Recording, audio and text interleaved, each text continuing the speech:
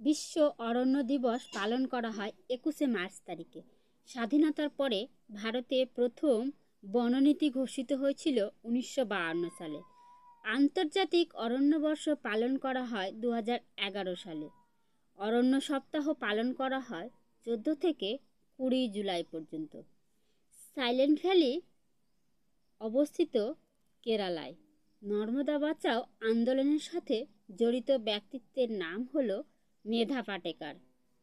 Forest protector committee গঠিত হয় 1971 সালে।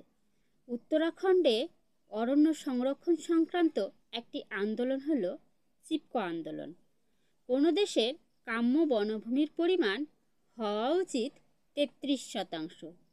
ভারতের জাতীয় বননীতি প্রণয়ন করা হয় 1988 সালে।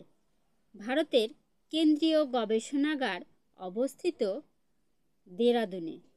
ফরেস্ট কনজারভেশন অ্যাক্ট প্রচলিত হয় 1980 সালে। এতক্ষণ পর্যন্ত আমার ভিডিওটা দেখার জন্য সবাইকে অসংখ্য ধন্যবাদ। ভালো লাগলে লাইক, কমেন্ট ও সাবস্ক্রাইব করে পাশে থাকার আবেদন রইল।